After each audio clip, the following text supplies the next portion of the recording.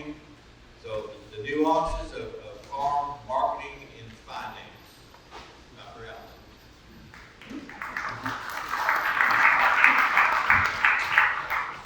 Allen. Won't have to look again. Yep, got me up. There we go. There we go.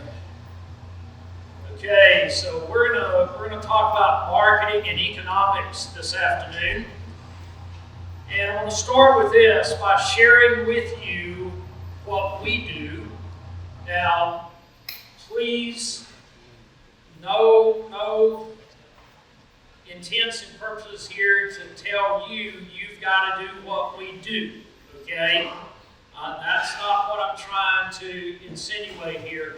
I just simply am starting out by sharing what we do so that you can see, what types of things are possible and how we do it.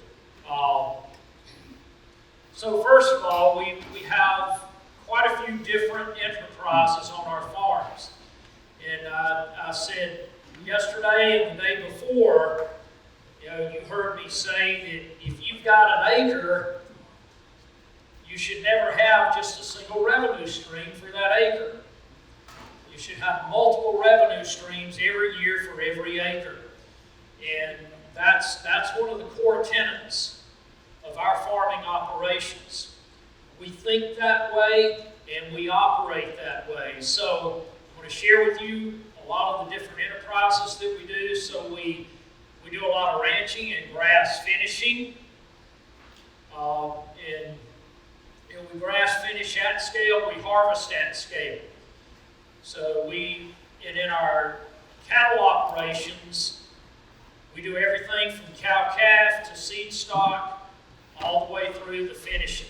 So we run the gamut. So we have multiple enterprises. So the cow-calf enterprise is managed as a completely separate accounting enterprise versus the finishing enterprise. Okay? So on our books, we sell ourselves feeder calves from the cow-calf operation. And then in terms of us determining profitability of the cow-calf operation, it is based on the price that we sell the feeder calves to ourselves for. Okay? But we can't cheat on that. So we sell our feeder calves to our finishing operation for the true value. Whatever the true market value is for grass-fed qualified feeder calves, that's what we sell them to our finishing operation for. Okay? Now the reason I'm sharing all of this is because if you're going to have multiple enterprises, I strongly encourage you to operate them as separate enterprises and orient your accounting that way.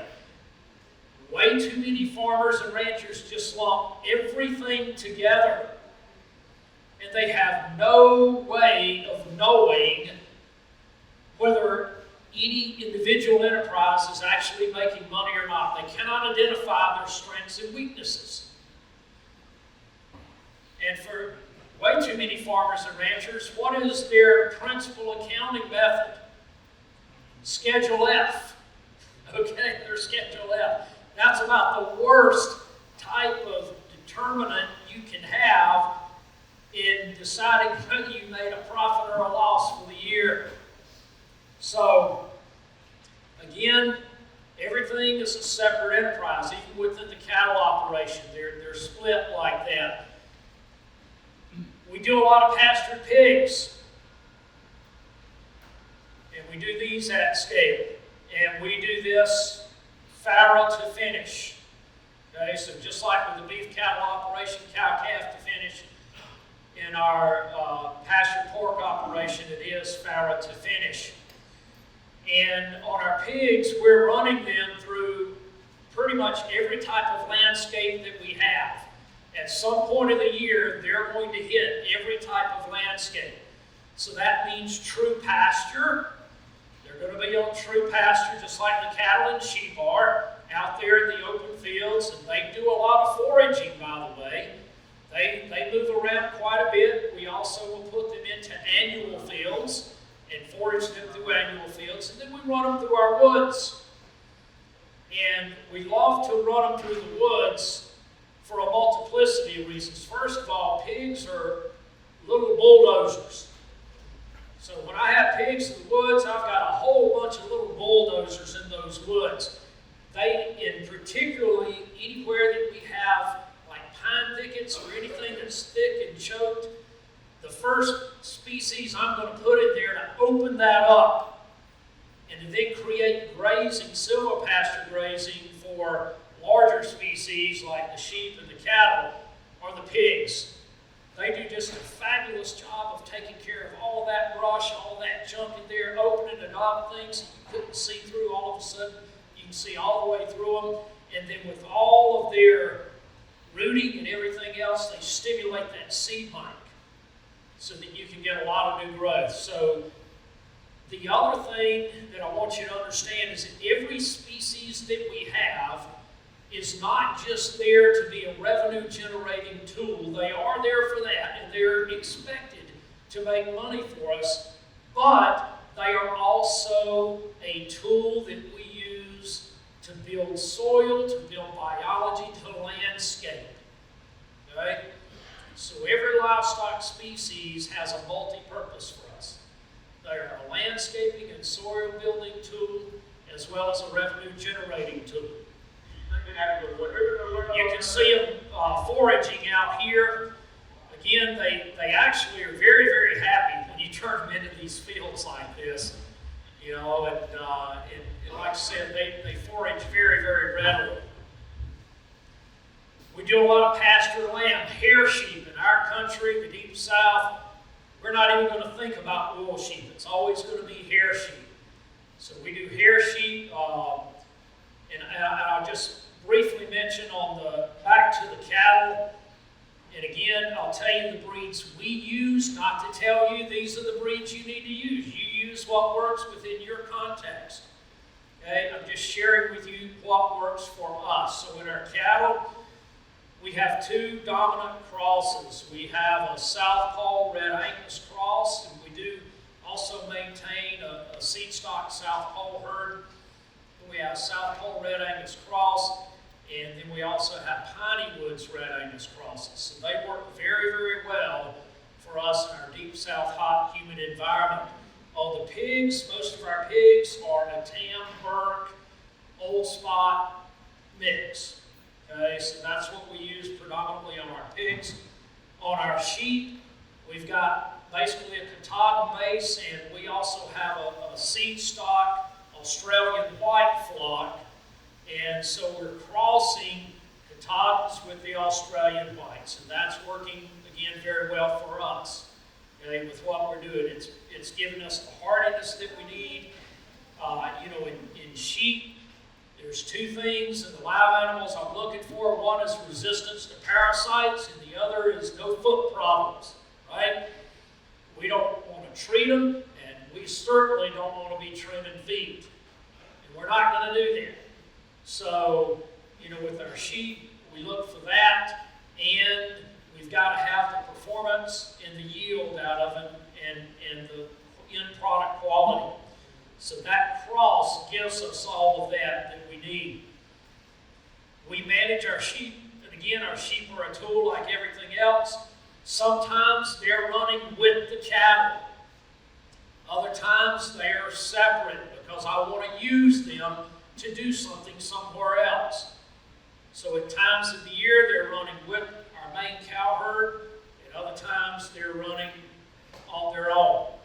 So it's a mix. We like to run our sheep under a single strand of poly wire. I don't want to put up 2 strands, 3 strands, or more for my sheep. Okay? So we train them to a single strand of poly wire. That's how we run them. What you see here in this picture right here, they're under a single strand of poly wire. We run a lot of pastured layers, anywhere from 6,000 to 8,000 laying hens on average, and thousands of broilers every year. So we do a lot of broilers. We do a lot of layers. On the layers, we've pretty much settled in on the ISA Browns. The ISA Browns, that's the breed of choice that we use. They're very hardy, they're very moderate sized bird. I don't want too big of a laying hen. They eat way too much feed, and they don't forage as well. So I want birds that forage extremely well and but still have a really good lay rate and are very hardy and have good longevity. And we have found that with, works pretty well for us with those ISA Browns. We did have other breeds that we used for a while, and one of them was the barn velvet. You can probably see some of those in a picture here in just a moment. We use no electric fencing anymore, electric net fencing for our chickens, and as you can see here, they're just out roaming. Each one of these houses that you see here, they're moved every day to every 2 days. They're on skids. There's 1,000 birds per house. Okay, and in those houses are the nest box, nipple line waterers, and feeders, self-feeders. Now, we're cheap, okay? So we don't go buy feeders. We take ag totes. Again, a dime a dozen. I can pick them up anywhere I want to for free. Used ag totes. We use ag totes and make our own self-feeders out of those. Work extremely well. And we just mount them in the middle of each house. Okay? That's all we have to do. Actually, and I should have put a picture in here of that, but actually what we do, so we run PVC piping up through the roof of the house, and all we got to do is pull our auger feed wagon out there and auger in to refill those. Okay? Typically, we can run about 4 days worth of feed in those totes before we have to refill. So we only refill about once every 4 days doing that. But what we do use with our chickens are guardian dogs. Okay, you see one up there. These are 3 gentlemen that were visiting, touring with us from Louisiana, and I'll talk about that in a moment. We actually have people touring our farms literally every single week of the year, and most of the time, multiple times a week. It actually is pretty rare that we don't have visitors to the farms almost every single day. So we welcome people onto our farms. We never turn people away. So we're always showing people around. But the guardian dogs work very well. So we have multiple guardian dogs in with the sheep. With the sheep, but with the chickens. And they protect the chickens against the sharp tooth. The sharp tooths are things like your bobcat, your coyote, your fox, your raccoons, all of that. And they also protect them against the raptors. We have a lot of hawks and we have a lot of bald eagles. And the guardian dogs will keep the raptors from taking any chickens as well. They'll look up, they'll see a hawk, they'll see an eagle, and the moment they see one, they are barking at them, and if they see one fly off and land in a tree over there, overlooking the chickens, they're making a beeline to them, and they'll make them leave that tree and fly off. So the guardian dogs are really good. The other thing about the guardian dogs, and they did this themselves, obviously there's no way for us to have done this, they assigned themselves guard duty. Okay? They know when they're on and when they're off. And they know who's on and who's off. And we have a couple of our guardian dogs that when they're off duty, here they come trotting up to the shop. Okay? And we know when we see them, like Ella, when we see Ella coming up to the shop, oh, she's off. Okay? And she'll stay in the shop. And then all of a sudden, a few hours later, she'll get up and she'll go back to the chicken. Oh, Ella's on again. So the dogs assign themselves guardian duty. These are some of the barn velvets. We have very few of these anymore. We sort of call them out, but There's multiple ways you can do this. Does anybody know what this used to be? Those are all cotton wagons. Okay, so we've taken old cotton wagons, we can pick them up for $100, $200 a piece, and with less than $1,500 all in, turn them into a 500 to 600 bird house. Okay, so a very cheap way to be able to make more housing for our laying hens. And there you see some more of that's Tank there. Okay, so you see some more of our guardian dogs. And again, just a picture of the chicken tractor made out of a cotton wagon. We also do turkeys on pasture. Turkeys are actually pretty easy to do on pasture, and we do this seasonally. So we hatch in May, and then finish out through the summer, early fall, start harvesting in October. So we're targeting the holiday season with our turkeys, Thanksgiving through Christmas. And we always sell out every year on turkeys. There's never a problem with selling turkeys, and we get an average of about $100 per bird. Okay, it's what we sell these for, about $100 per bird, and nobody has a problem paying that, which averages out to about $5 a pound, okay, in dressed weight. $5 a pound retail sale in dressed weight. So the turkeys are a real good revenue stream for us. Now, I have to tell you this quick little story, though, that involves my mother-in-law. So yeah, a mother-in-law story. But many years ago, when I first got married, my wife comes from a fairly large family, a lot of siblings, and we used to always go to my in-laws' house for Thanksgiving. And my mother-in-law liked to cook the biggest turkey she could cook to feed all of those kids, right? So, and this was, like I said, many years ago before we started raising turkeys. So she would go to the grocery store to try to pick out the biggest turkey she could find. And she would go over to the turkey bin there, and she didn't trust the weight, the retail weight printed on the package, so she had to lift it. She called it hefting the turkeys. So she had to heft the turkeys to see how heavy they really were. So one year before Thanksgiving, she was there in the grocery store, and she picked a turkey up out of the bin, and, felt it and set it aside. And she reached down and picked another and set it aside. And she kept doing that until she got to the very last bird. And all the time she was doing this, there was a stock boy standing over there watching her, wondering, what in the heck is this crazy lady doing? And so she happened to notice him standing over there, and she got to the last bird, and she looked over at him, and she said, "Son, do these turkeys get any bigger?" And he looked at her and said, "No, ma'am, they're dead."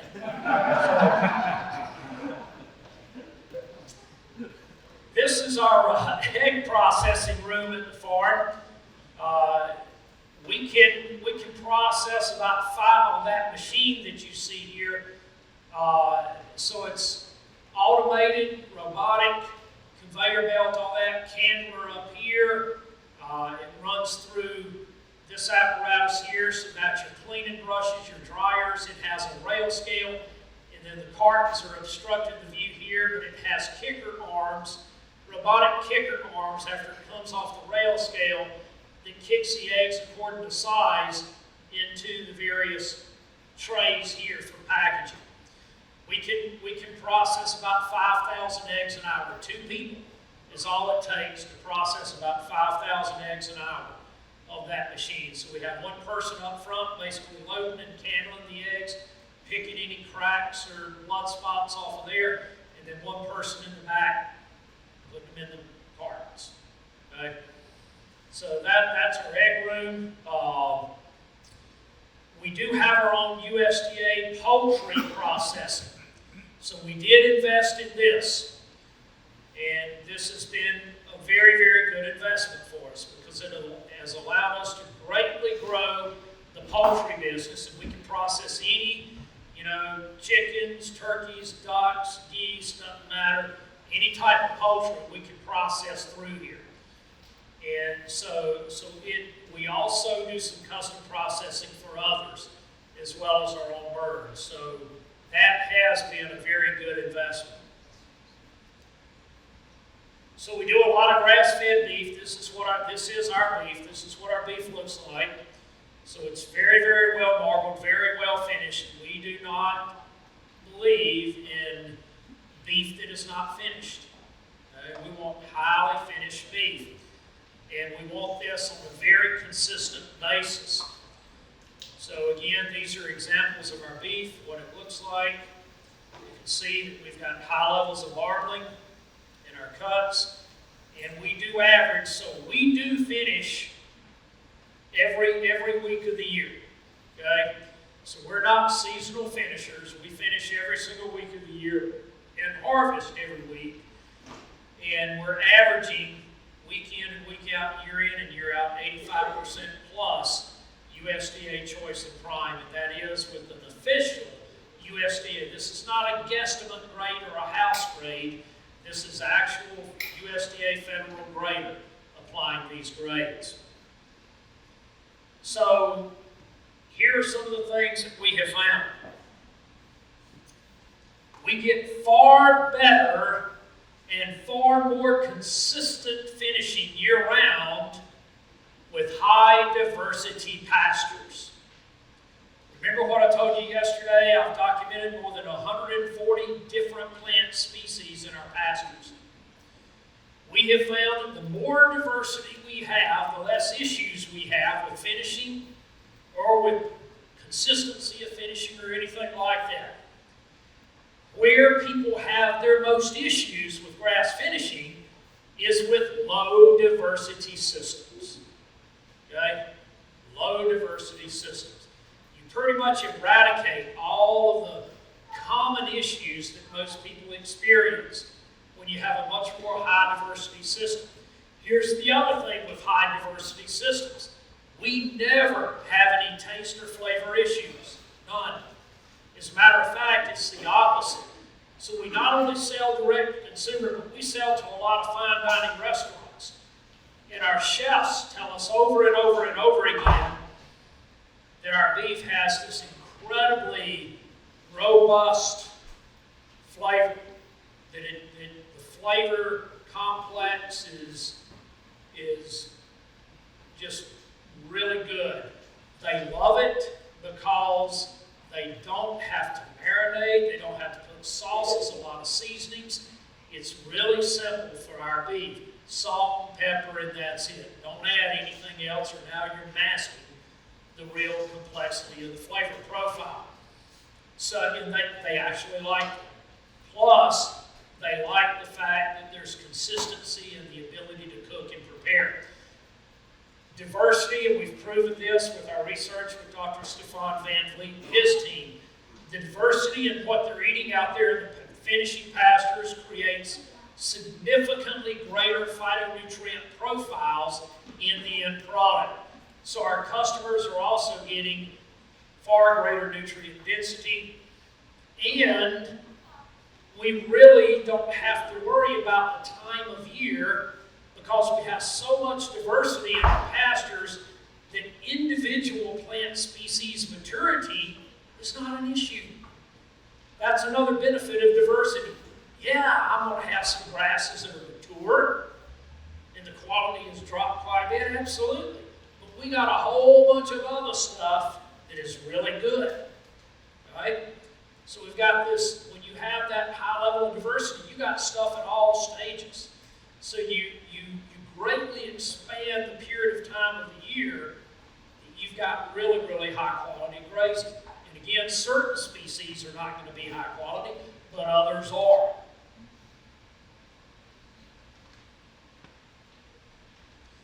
This is some of our pork. Again, we want the pork very well marbled. We get our pigs up to about 320 pounds before we harvest them.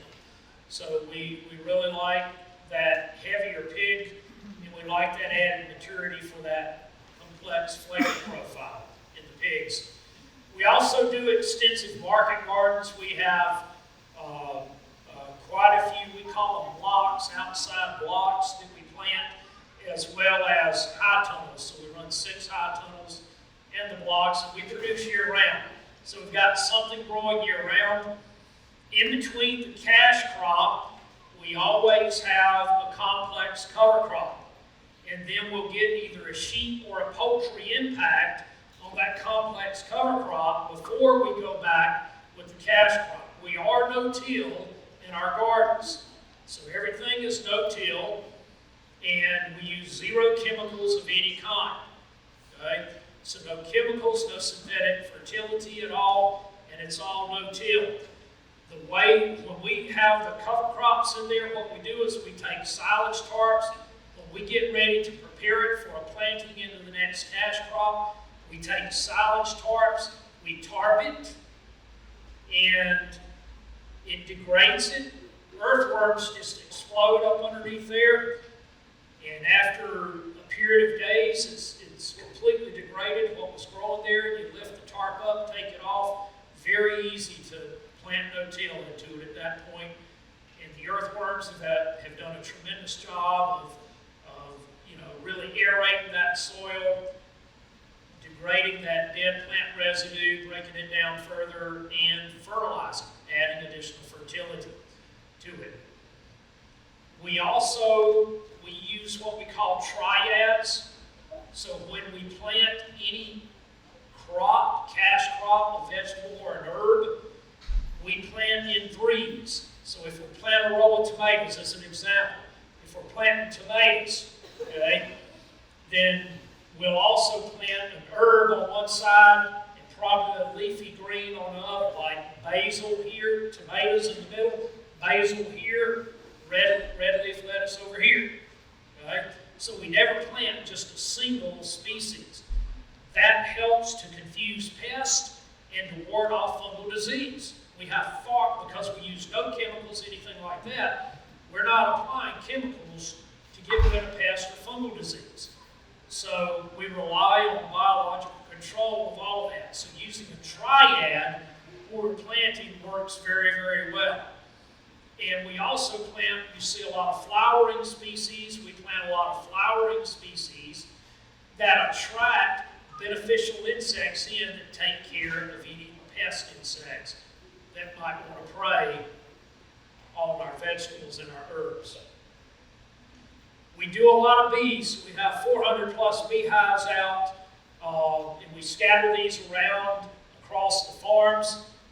So honey is a really big crop for us.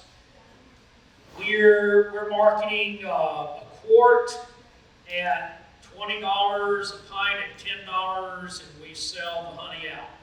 So that's a really big item for us in terms of sales. We do agritourism. So we do some glamping, and that's very popular. And then we have Airbnb properties. So we have purchased old homes and old properties that we have renovated, refurbished, and do Airbnb. So this is an 1848 property here that stays rented out pretty regularly. The building you see here is in downtown Marion on the square. It's an old bank building. We bought the whole building. The bottom part, we have a commercial kitchen, and this is our event center. So when we host workshops, things like that, that's our event center. Up top is a 3-bedroom, 3-bath, fully furnished, living, kitchen, everything else, apartment, and that stays rented out on Airbnb. For whatever reason, that one's really, really popular. And then this is a 1858 home that we purchased and renovated as well. This has been very popular. We also have a lot of people that use this for weddings. So again, multi-purpose, multi-use. So just the interior of that one. So other enterprises. So we have timber. We do woodland grazing or silvopasture grazing. We grow some other specialty crops beyond our vegetables and herbs, we grow things like purple straw wheat, specialty corns, indigo, ginseng, mushrooms, turmeric, things like that. We do raise and sell beef and lamb seed stock and replacement heifers. We have recreational income. We have excellent hunting. So we do dove hunting, quail hunting, deer, turkey, all of that. So we have pretty good hunting income. We have fishing income. We've got 30 plus different lakes and ponds that are well stocked, so we have some good fishing income. And in agritourism, we do producer and consumer workshops that they pay to come to. Okay, so these are all paid workshops generating revenue for the farm. And we do ecosystem tours and workshops. So for instance, in one of those, we do a wild food foraging. And it's amazing how many people come in to do wild food foraging. They love it. So we take them through the fields, through the woods, all of that, and they want to know what all is edible out here, what can we eat? And that just blows them away, okay? How much there really is to eat out there. So that's a big deal. Another big one is bird watching. Do you know people pay to bird watch? Okay? And because of our regenerative practices, we have drawn in a lot of birds and many different species of birds. Some of them that you don't see a lot of anymore. And so we have people coming in that will pay to bird watch. So never underestimate anything. And I'll tell you another quick little story with this, okay? On our farm tours, we do a lot of, we give them a very sensory experience. And we actually, because we sell a lot of restaurants, we host groups of chefs on some of these tours. And the chefs really love to get in the dirt and do the shovel test and the smell. And they'll graze as they go through our pastures, pluck plants and put them in their mouth. They'll do the same thing in our gardens and all that. So we had a group of chefs out there one day on a tour, and we were going through our pastures, and they were plucking things and scrunching them up and smelling them and then putting them in their mouths. And one of them grabbed some dog fennel, okay? And he took it and scrunched it up a little bit and smelled it. He said, man, this smells really good. He said, what is this? And I didn't want to use the term dog, so I just said, well, it's a type of fennel. It's a wild fennel. And I said, really? He said, I think I could use this as a seasoning, an herbal seasoning in my restaurant. And he put it in his mouth and tasted it. He said, man, I can use this. This would be great for seasoning meats. And he said, can I get this? And I said, well, it's very rare, extremely hard to grow, but I think we can for about $20 a pound. Okay? So never overlook anything. You have more revenue streams than you think you have. All right? Some markets, who do we sell to? We sell to restaurants, we sell to select distributors, and when I say that, I'm not talking about the Cisco's and the Aramarks and U.S. Food Service, okay? I'm talking about local and regional distributors that are oriented to our type of product. We do a lot of e-commerce sales. People order over the internet, we pick and pack and ship, okay?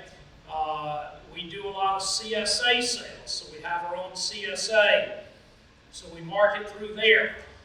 We market through farmers markets. We have some very good farmers markets that are not that far from us that we participate in. We have a food truck with a licensed commercial kitchen. So this food truck actually makes us quite a bit of money. And it's been another very good investment. We run refrigerated sprinter vans to do delivery to restaurants and home delivery within certain areas. So the areas that we're delivering to restaurants, we actually also do right to your door home delivery and those as well. That's worked real well for us.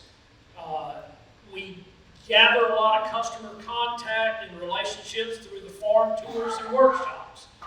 Again, it's amazing. If you can get them on your farm and you can get them digging in the soil and seeing all the insects and the birds and everything else, the plant species diversity, they want to buy from you at that point. okay? So it's critical to get them there to show them this. It's amazing. Guys, as many farmers and ranchers as we teach, the truth is, it's these consumers, the non-farmers, the non-ranchers, and even the kids that get it a lot quicker and easier than the darn farmers do. The farmers want to fight it, right? They want to fight all this. No, that can't be right. But everybody else that comes in, they get it like that. And what do you think is the first question they ask us relative to regenerative agriculture? Non-farmers, a regular consumer, what's the first question they ask us? Yes. Why aren't all farmers doing this? We don't understand. So if you think there's not a market out there for you, that's proof positive right there. Okay? It's there. But get them there. Now, the other thing, never, ever, ever, ever miss an opportunity to put your food in their mouths. Ever. Okay? How do you sell food? Put it in their mouths. Don't tell them all about it. Put it in their mouths. Then when they go, wow, this is good, they just open the door for you to walk through to then tell them about it. But the first way people judge food is through what? How it tastes. Okay? So anytime we have people on the farm, they get fed. Period. Never, ever don't feed people when they come to the farm. You want to sell a lot of products, feed them. Okay? We do have a retail store as well. We participate in a lot of events where we can cook and sample product. We obviously, and not me personally, I'm not on Facebook personally, I'm not on Instagram personally, or any of this other social media personally. So you're not going to find me there, but you'll find our farms, you'll find Understanding Ag, the Soil Health Academy, all that. I don't manage that because I'm not smart enough for us to manage that, okay? So we have others that manage that for us, and they do it very well. And a well-designed, Russ talked about this, but a good website, a good functional website, okay? We'll run you through some numbers here, all right? I'm going to give you our real numbers. We're not afraid to share this. So our average live weight on a steer ready to harvest that's going to grade choice and up is going to be about 1,200 pounds. Because we get them really finished, we average, and again, I got the numbers here, folks, the data for years and years to prove this. We average 61% dressing percent. Now, way too many that are doing grass-fed are dressing out at 52, 53, 55. We're dressing out at 61 because we get them really finished. That'll give us an average of about 732-pound hanging weight, hot carcass weight. Our retail yield's going to be 65 or better. We actually usually average a little better than that, but I'm going to use 65 here. So 65% times that hot weight gives us 475 pounds of retail yield to sell. But on top of that, we have bone, okay? And we sell it. We sell that for 60, or we have about 60 pounds per animal that we can sell the bone. Organ meat's about 18 pounds per animal that we can sell. Do not let these things be throwaway for you, okay? That's real value, and I'm getting ready to show you how much value that is. Don't let this stuff be throwaway. So, our cost, and we know these, we run these numbers every darn day, but our cost from live animal birth to harvest is $1,521 for a fat steer. Okay? That's our cost to get them from birth all the way to harvest, $1,521. Slaughter and fab, $825 per head. All the way to the box, all the way to full fit and finish, portion cut, everything else. Transport costs $70 a head. You get them to the plant and the meat back to us. Okay? Packaging, cold storage, shipping, sales, and marketing, $645 a head. You think this stuff is cheap? No, it's not. You got to know your real cost. Know your cost. Okay? So what are our total costs in every steer that we harvest? $3,061. Boom. That's what we paid to get them all the way to harvest. Okay? And we're pretty darn good at this. We've done it a long time, and if you're doing it significantly cheaper than that, I want to talk to you. And I want to see your numbers, your real numbers. Okay? Because I doubt you're doing it significantly cheaper than that in real life. Now, here we go. So, we're going to average a minimum of $8 a pound across the whole carcass. Minimum of $8 a pound. We've got 475 pounds of that to sell, not counting bone, organ meats, and all that. So that means we're grossing about $3,800 a head. About $3,800 a head. But I've got bone, I've got organs, and we also do a pet food that we put in fat trim, organ meats, all that. Okay? That brings in an average of about another $320 a head. So our total retail sales per animal are $4,120. That gives us a net profit of $1,059 a head. Okay? So that's what we're doing there on beef. Now, here's how we do enterprise allocation. Okay? So the finishing company sells to the marketing company. And oh, by the way, if you are selling food, not live animals or whatever, but you're selling food, you better darn well have a separate LLC to do that.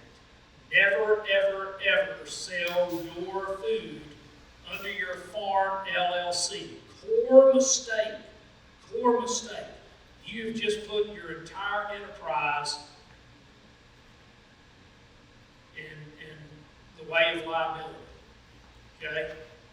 Sell it to your marketing company, and your marketing company sells the food. Do not make the mistake of not doing that. It's so cheap and easy to set up separate LLCs and to provide yourself that measure of protection. All right?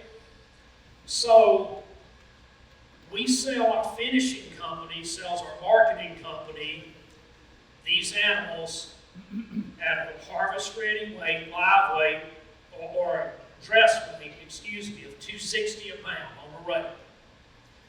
So our finishing company gets an average of $1,903 per finished steer.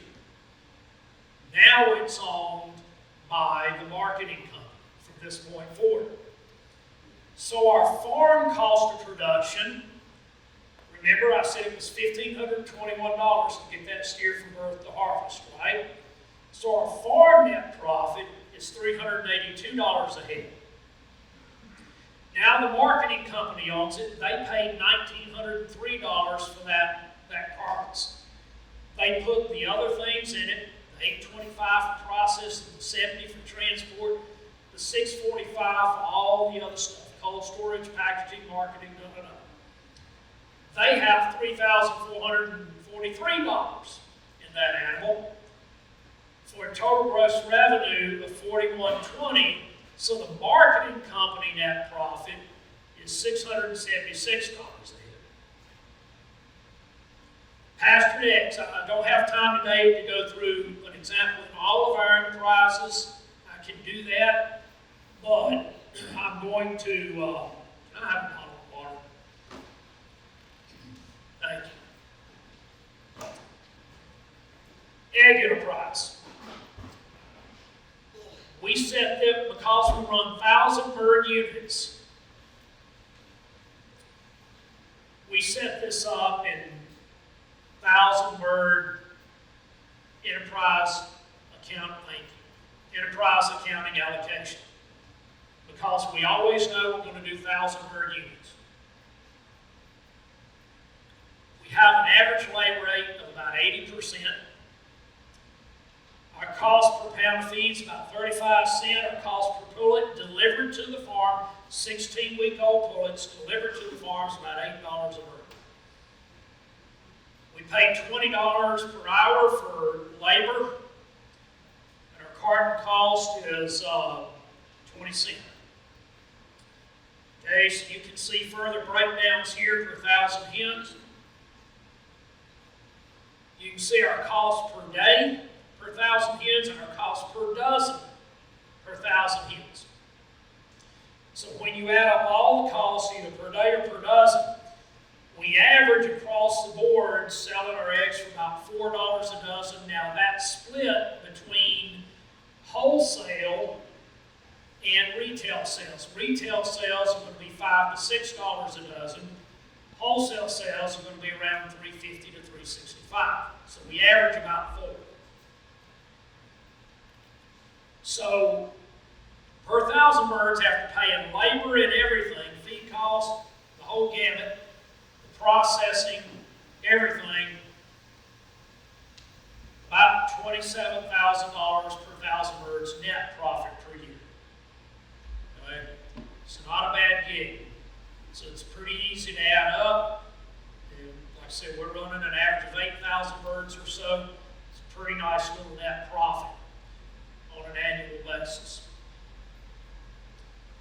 Again, we market to a lot of restaurants. Presentation is critically important in that regard. Our number one goal on our farms, generate as much net revenue per acre every year as possible. And I've gone through all the revenue streams that we do, and we're constantly trying to think of new revenue streams that we can manage and we can handle. Again, I'm going to show you a few pictures real quick of our farm tours. We treat them well. So this is the appetizers before the dinner. Okay, so we can let them try a whole bunch of different things here.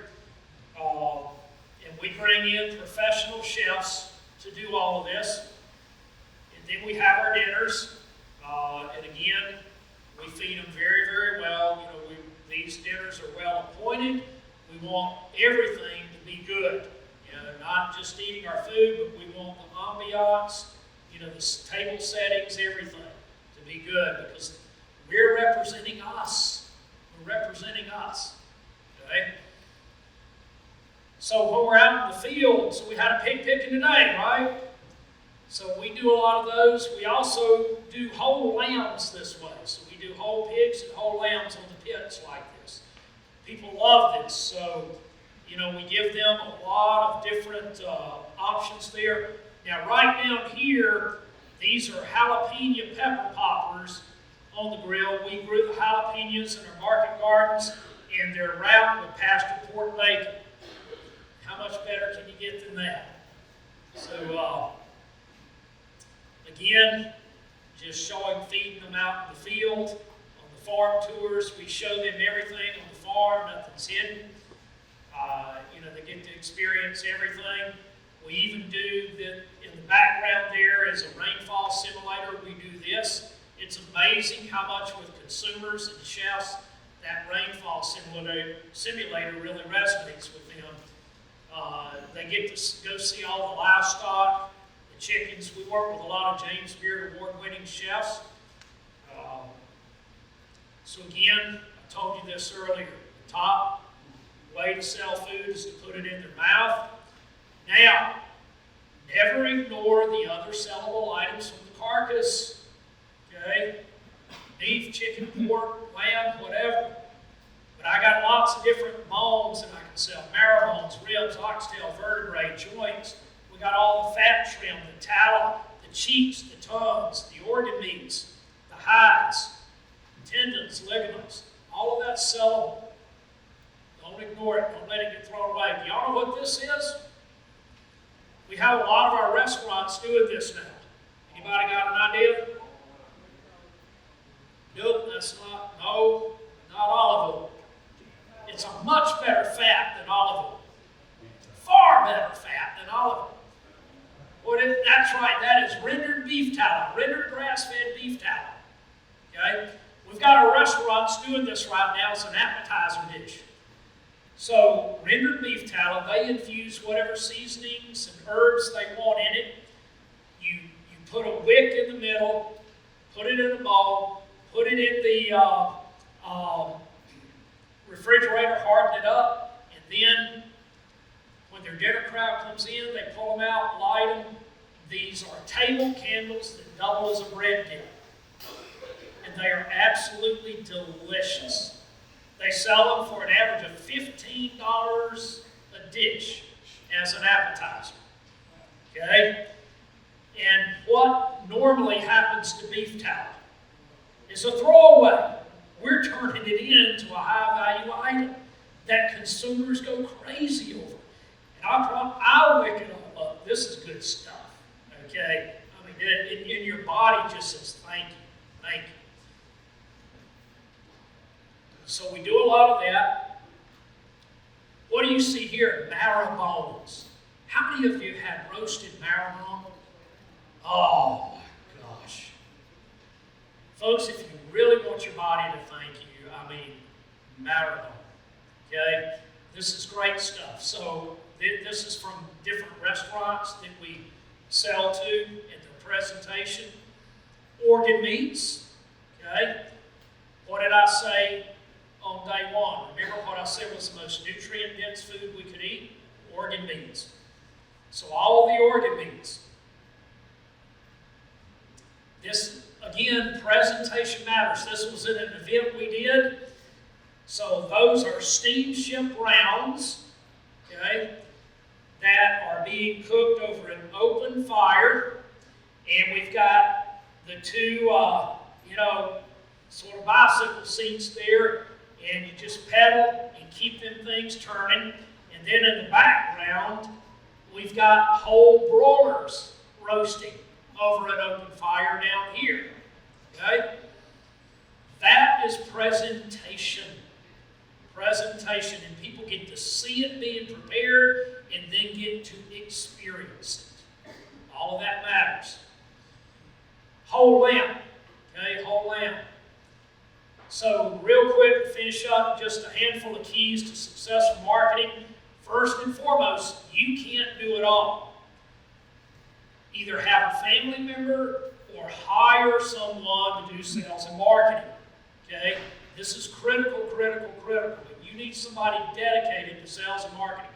And whoever that is, they must know and clearly communicate your value proposition. They've got to be able to tell your story. You've got to know all of your true cost of production, all the way through, just like I gave you for us. Okay? We know our cost of production. They're in spreadsheets all the time. So know your true cost of production all the way through this process. Identify and focus on your core target market channel. Do not try to be everything to everybody and sell to everybody. You're not going to do it. So focus on who your core target market channel is and cater to that. Okay? And don't stray from that. Don't try to be everything to everyone. Train yourself and your sales staff how to communicate, deliver more to your customer than just product sales. You got to be the trusted knowledge leader, provide recipes, meal ideas, menu ideas, new dishes, concepts, like I've shown you. Transparency is important. Russ said it, he does it. Check with them routinely after the sales. Okay? You just started your job when you made the sale. You got to follow up. Keep that relationship going. And always be willing and ready to answer their questions.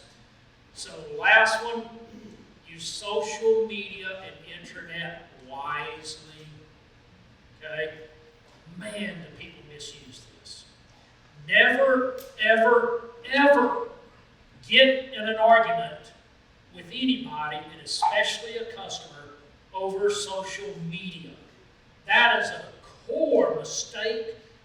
I don't care what they said. Okay? Don't you ever fall for that and respond to them back on social media. You never win. You never win. So don't be tempted in that. Be very savvy about your use, or hire someone who is. Use it routinely. Be short, sweet, to the point. High quality, high def pictures, short, sweet videos. Don't be verbose. Bullet point text, narrative. Don't write these long diatribes. Nobody wants to read your novel. Okay? Everything's short and sweet, concise. The more pictures, the more videos, the better. Okay? So there's some helpful tips and tricks and hints. There's a whole lot more we could cover. Come back next year, I can cover those. Questions? That's my first comment. We want you back next year to finish. To finish it up. To finish it up, that's right. Questions? What is your harvest date and the rest of the age, harvest age, and the rest of it? Go ahead and repeat. Very good question. So what is our harvest age, and was that just it? Okay, yeah. So again, we're not seasonally finishing, we're finishing year round. And now, again, don't intimate that I'm saying you need to be a year-round finisher. That may not fit your context. It fits our context. Okay? It may work better for you to be a seasonal finisher. But for us, we're year-round, so our typical age is about 24 months of age. Now, I really don't want it below that because I'm not going to get the flavor profile I want at a younger age. So our pigs, 325 and older, they're mature. Our broilers, 10 to 12 weeks. I'm never going to harvest a broiler in 6 to 8 weeks because I won't have the flavor profile. And that's what keeps our customers coming back. Okay? 30 months on the day, 24 to 30 months on the day. 24 to 30 is really good. You get, and the beautiful thing about grass finishing is that, if I need to trail some out a little bit to meet my pipeline, and I need to keep them on to 28 or 30 months, I can, and I haven't harmed a darn thing. But if they're in a feedlot on a feedlot finishing ration, they're falling apart on me and dying on me, okay, the longer I keep them. But on grass, no problem whatsoever. I can easily extend my pipeline at that supply. Exactly. Alan, could you maybe go in depth a little more on your e-commerce shipping? Who are you using? Do you ship nationwide? Do you build that price into the cost of the product, or does the customer see that as a line item at the end? Okay, very, very good questions. So first and foremost, no, we do not ship nationwide. Okay? We ship at best 2-day ground ship. That's it. So we always look at our customer base within a 2-day ground ship radius. Here's the deal with shipping food. If you're shipping beyond that 2-day ground, particularly in the summertime, it gets really, really hard to keep it frozen. Okay? Really hard. It's arriving thawed. And look, now since COVID, UPS, FedEx guarantee nothing. Okay? Guarantee nothing. So 2-day or less, and almost every one of us in a 1 to 2-day ground ship, we got far more potential customers than we could ever service. So there's no need to go beyond a 2-day ground ship to build a customer base. So we have our staff, our sales and marketing staff, that do the picking, packing, fulfillment, and all of that. We do use FedEx, but we also have a more regional delivery company that we use a lot. And so I highly recommend that. The honest truth is, if you have a regional company, I would choose them every day of the week over FedEx and UPS. Do what? I gotta go check with the marketing folks. I don't even remember their name, because I don't do that on a daily basis, but I can get that for you. Yeah, but I know we have a regional shipper that we use for that. Yeah. Next question. Here we go. On your pasture, you said you recorded 140 species. Are you primarily perennial-based stuff, or do you do quite a bit of annuals? Okay, it's a very good question. And Barry, I got to go back. You have one more I didn't answer. I'll answer it real quick. We build the shipping cost into the price of the product. Yes, sir. Yes, sir. All right, so your question, we are 90+% perennial. 10% annuals. So we used to be a lot higher percent annuals and planting, diverse mixes, cool and warms to the field throughout the year. But as we built that perennial diversity, we have found we no longer need to do a lot of annuals. So we've been able to greatly reduce the amount of annual planting that we do, and that's expensive, right? With those perennials, they're always there. I don't have to replant them or do anything. So we have really liked the fact that we've been able to move much, much more towards that perennial system on a year-round basis versus the annual. But in starting, we had to use a lot more annuals to just get everything going. Is it live? Yeah, live. You have a really impressive number of enterprises going on there. Yeah. It's really amazing. I've got two related questions. Can you give us a sense of the timeline from the day you started and how you got today? And also today, how many key people do you have? You're obviously not managing all of that going on yourself, or maybe you are, but how is it distributed? Just give us a sense of that scope. Yeah, so I left the university in the year 2000. So that's really when all of this started. And I think it was 2002, I started marketing grass, and I started with grass-fed beef only initially.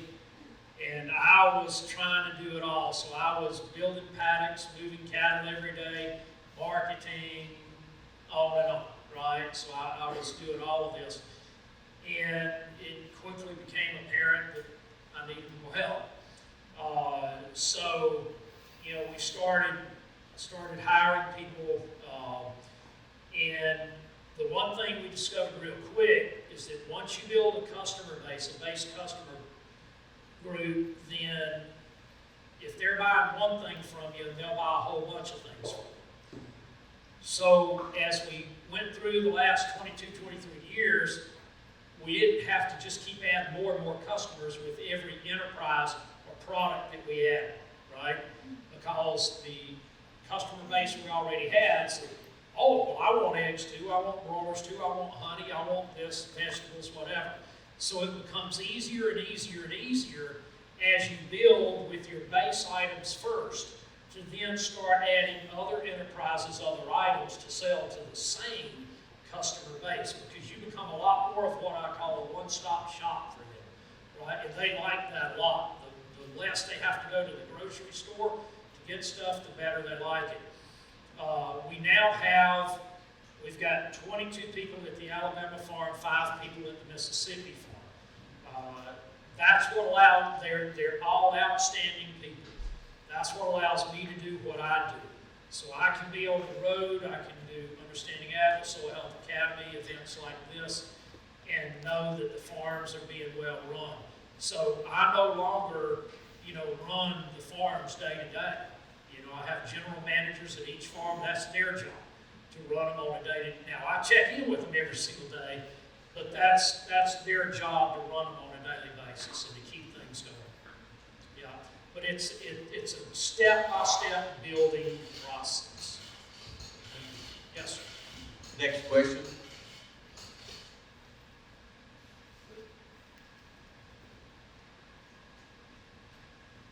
Okay, I noticed on your picture there about the poultry, the electric netting. Do you run electric netting and move it daily or whatever, or do you? Because then you said the dogs run up to the shed. So, yeah, how's that work? yeah, so some of those pictures were a little older, and so here's what we do on the only place we use electric netting now is when we get new batches of pullets in, and they're in a separate house, imprinting in that house, and all that, and getting used to the farm, and we use electric netting there. We don't dedicate a dog yet to them. But then they are integrated with the rest of them after that. After they become imprinted to their house and to the farm, then they're integrated and the electric net goes away. So the big groups of chickens that you saw out there, there's no electric netting. Okay, so those big flocks out there, 6,000 to 8,000 birds, no electric netting, just dogs. So we are not moving electric netting every day for that many birds, that would be a whole bunch of electric netting to put up. We're not going to do that. The dogs do that job of protection for us. Yeah.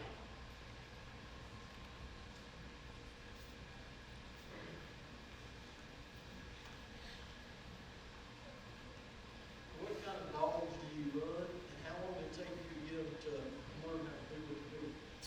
So on the chickens, we're running predominantly Pyrenees, Akbash cross, and we train them as puppies. So when they're a puppy, we put them in an open kennel in with the chickens. We leave them in the kennel 8 to 10 to 12 days. You know, we sort of watch them and observe their reaction and all that, and then we turn them out with the chickens, and pretty much they think they're a chicken. You know, and they've imprinted with the birds, and they live with the birds, so they do live with the birds their whole life.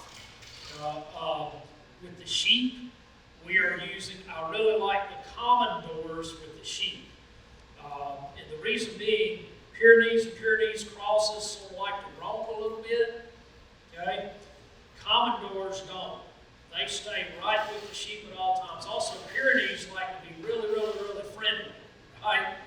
And Commodores nowhere near as friendly. As a matter of fact, our own Commodores don't even want us to touch them, right? And whenever we come out or anybody else, they'll bark ferociously. Now, they've never touched a human, harmed a human, but I like the fact that they bark ferociously. Because they're big dogs, and they look fierce, and they keep people that don't belong out, okay? But they always stay with the sheep. We never have to worry about the Commodores roaming and leaving the sheep at risk. Yeah, they do mix fine with it. So the question is, do they mix with the cattle and the sheep? And the answer is yes. We don't have a problem with that. Right here. Oh, correct. I have two questions about your geography. We have a lot of customers and friends in your region, and no offense, but there is not much there. So, how far do you have to take your beef cattle? I saw your poultry processing, but how far are you hauling your cattle for processing? Yep. So our Alabama farm is located an hour and a half south of Birmingham, Alabama. It's a very, very rural section of Alabama. We haul those cattle all the way to Pottsville, Arkansas. Okay? Cattle hogs, all of that. And I don't hesitate to do that. Now, there are some plants that are a little closer, but they do not give us what we need. And that's a whole other presentation. The processing side of things, that's an easy, an hour-long presentation. But the deal is, if you're selling like we're selling every day, you need the fit and finish, you need the packaging, you need the detail to attention. And if you got a processor that's not giving you that, you're going to have unhappy customers. So we have zero problem putting wheels up underneath our livestock and going hours away to get to a processor that will give us what we need so we can continue to satisfy our customers and build our customer base. So I don't hesitate to do that. Now, in terms of the sales side, you know, we're running within basically a 200-mile radius of each farm. So the Alabama farm, we're hitting Birmingham, Tuscaloosa, Huntsville, Mobile, New Orleans, all of that without any problem. For the Mississippi farm, we're hitting Memphis and Germantown and Olive Branch and Tupelo and those types of places within a very reasonable radius. So every place has a pretty good radius that you can hit with it. And we just sort of draw 100 to 200 mile circle around, and that's what we target.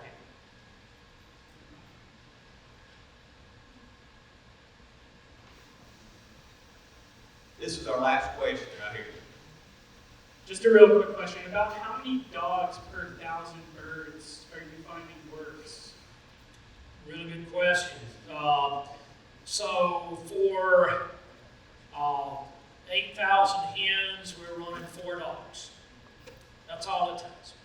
Because usually what they do is there's 2 dogs on duty. And again, remember I said they assign themselves that. There's 2 dogs on duty, 2 dogs off at any one given time. So basically, their own ratio is about 1 dog per 4,000 birds. But we're running them all together. Boom, boom, boom, boom, right? And so the dogs can easily watch out for them, guard them. And because those birds can roam, the other thing we find the dogs doing is if any group of hens starts to roam too far out from the housing, the dogs will trot out and get them and bring them right back up. So the dogs are great herders too. They really watch out for them. Thank you. Thank you very much.